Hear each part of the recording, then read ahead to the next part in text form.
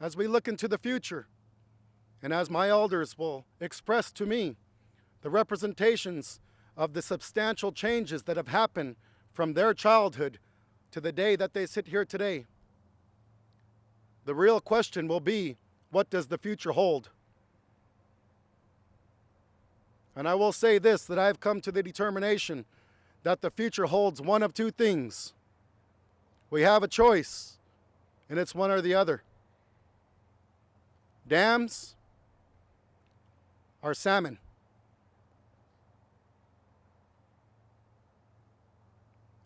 The Nutitite, the native people of this land, will be fighting for the Waikanish, for the salmon, for the water.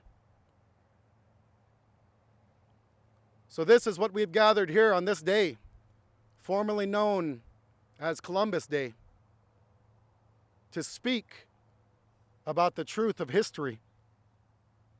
And oftentimes the representation will be expressed that the truth will set us all free. This is not made up history. Every one of us now has an obligation. And the prayer will be that the principles of integrity, the principles of patience, of righteousness, of love, of compassion will shine brightly upon all those who are affected by the representation that has come forth today in the continued discussions and work that will happen into the future. We are giving all entities, jurisdictions, and individuals who represent such a chance to do the right thing. Why? Because we understand the truth of the history that has materialized this lake behind us all today. So with that, a collective prayer for all of us, because this isn't just for Native people. This is for everyone. This is for everyone of all backgrounds. Our future generations are relying upon that.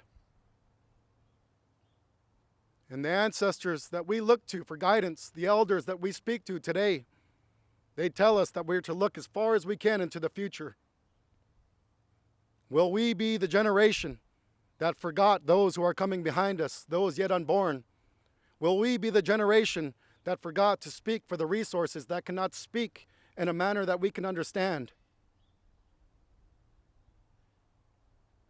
So today, on this beautiful day, we bring forth a will, and the representation of that will is for the removal of Dalles Dam, the removal of Bonneville Dam, and the removal of John Day Dam. These are no small things, someone may say. But if you look at the entire picture of what's at stake, they are very small things. Some of us in our realm may identify the representations of the beads and trinkets that were offered our ancestors, unbeknownst to them, for the deception that was at hand. The significance of these acts, when you look at the larger picture, because the same historical justification that was utilized in the materialization of these dams, the doctrine of Christian discovery, are also the same historical documents that resulted in the greatest genocidal acts in the known history of man. This is only one small piece of that history. So I call upon all those who come across this to pull that truth within inside of your heart, your mind, your body, your spirit. And I wish to say, Atawi Shamash, I have a love in my heart for this Enchuana. Been on this river since I was a child. I have a love in my heart for this land, for my elders who still live here, who still carry on and practice our way of life, for our ancestors, for our children, and for those who are coming behind, those yet unborn.